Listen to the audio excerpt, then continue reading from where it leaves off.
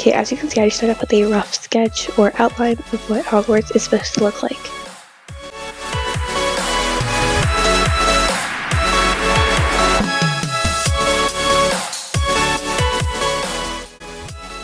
Then I just went on to a few intricate details, like where shading would be, shadows, and outlined a few things, as well as creating roofs, etc.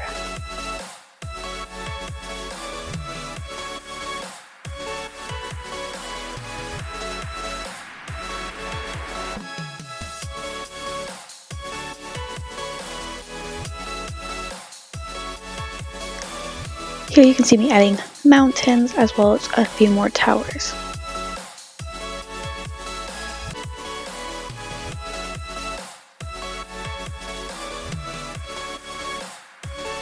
Here, I added to the mountains, added some windows as well as a line to where the edge of the water will be.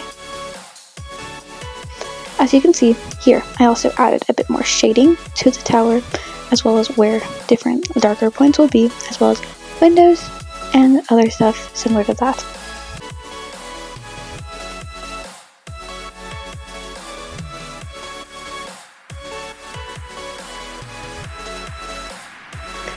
Here you can see me scribbling out a few things, but that's just me deciding where darker points will be since this is in the moonlight, and a lot of the moonlight won't hit part of the castle, so I'm just darkening those parts so I remember whenever I get out my actual shading pencils.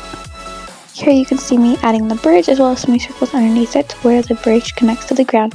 A lot of this will be dark, so I will be scribbling out most of the semicircles and part of the sides.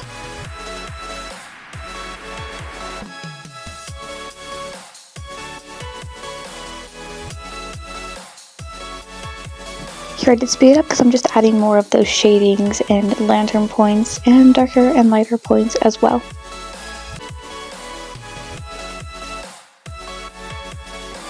Here you will see me scribbling out a lot because that is a dark point. Since the moon is on the other side of the castle, it will not be reaching that point as much. As you can see, that's why it's a lot darker over there than it is at the brighter side of the castle.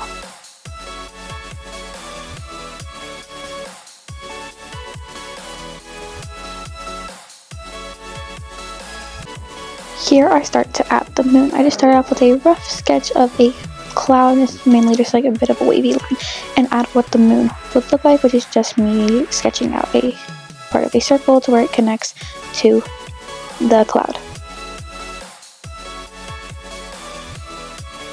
Here I go on just to add more of those details in a cloud that there would be like a bit more fluffy voluminousness to the cloud.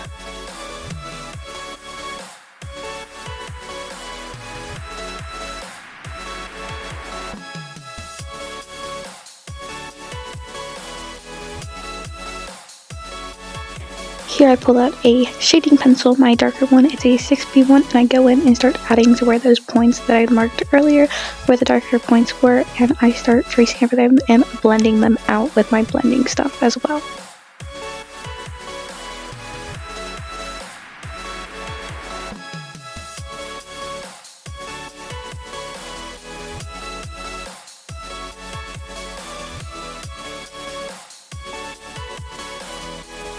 As you can see, I'm tracing out little circles. That's where the highlights will be from the moonlight whenever I start filling in the water and shading it out. Then I go over with little sketch lines to fill in where those darker places will be and waves in the water.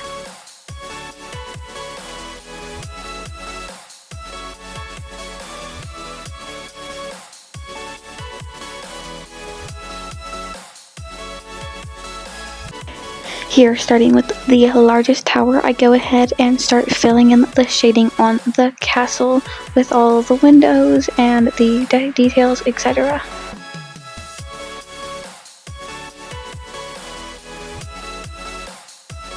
Here I started out with a technique to make the moon look like it's shining. I started with a nice dark outline on it and I start blending that out to make it have the appearance that it is glowing and it's really bright. This happens from the contrast in the black from the white on my paper.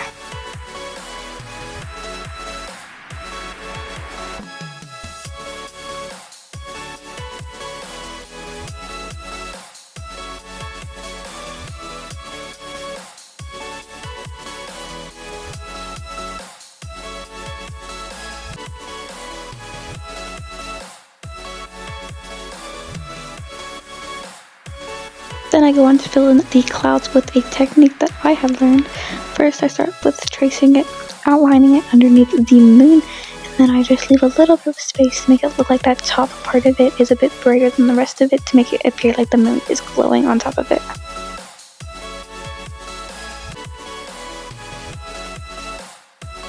As you can see here, I start filling in those darker spaces with black and shading them inwards, or just keeping them really dark and filling in the clouds as well.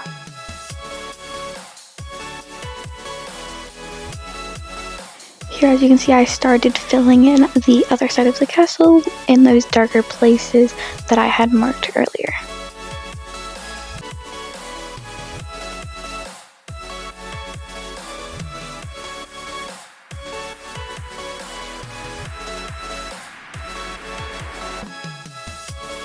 Here I finished with that side of the castle and started working on filling in the rest of the sky as well as the cloud, and finishing up the overall artwork itself as well as signing it here eventually.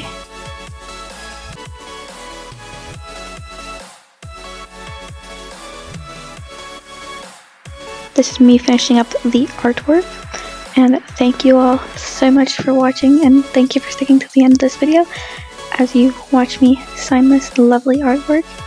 I hope you consider subscribing and liking, and I will see you guys next week for a new video.